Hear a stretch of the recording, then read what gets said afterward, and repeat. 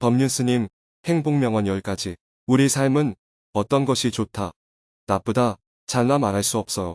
선택과 그것에 따른 책임이 있을 뿐입니다. 이때 자기 선택에 대한 책임을 진다는 것은 선택의 결과를 기꺼이 받아들인다는 것입니다. 우리는 모두 풀 같고 개미 같은 존재입니다. 미미하지만 사실은 소중한 존재이지요. 이것을 탁 깨달아버리면 남이 나를 어떻게 보든 신경 안 쓰고 편안히 살 수 있으며 남의 인생에도 간섭하지 않게 됩니다. 우리는 보통 내가 원하는 대로, 내가 하고 싶은 대로 되는 게 행복이고 자유라고 생각합니다. 하지만 내가 원한다고 다 되는 것이 아닙니다. 객관적인 상황이 그렇게 될 때도 있고 그렇게 되진 않을 때도 있습니다. 따라서 외적인 조건과 상황에 따라 행복하기도 하고 불행하기도 한 행복은 기껏해야 반쪽짜리에 불과합니다. 우리는 자기 감정을 절대적인 것처럼 생각하지만 실제로 감정이란 습관에 의해 형성된 결과물일 뿐입니다.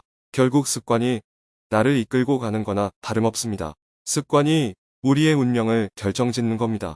인간은 누구나 이기적인 면이 있다는 사실을 인정하면 그때부터는 이기심을 가진 상대에게 과연 내가 어느 정도까지 맞출 것인가 하는 나의 문제로 바뀝니다. 이기심을 버려야만 세상에 평화가 오는 게 아니에요.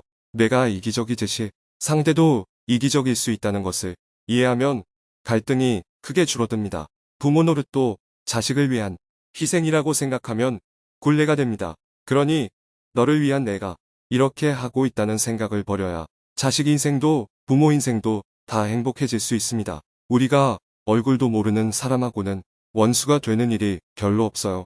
사랑하기 때문에 철전지 원수가 되고 기대하고 의지하는 마음이 사랑을 원수로 만드는 겁니다. 이제라도 사랑이라는 이름으로 서로 구속하고 의존하는 마음에서 벗어나 내 인생의 주인은 바로 나라는 마음으로 살아야 합니다. 진정한 성공은 매 순간이 값지고 소중하다는 것을 아는 데서 시작됩니다. 어떤 상황에서든 현재 주어진 조건에서 삶을 만끽할 수 있어야 해요. 그래서 지금 여기에서 나는 정말 행복한가를 점검하며 살아야 합니다.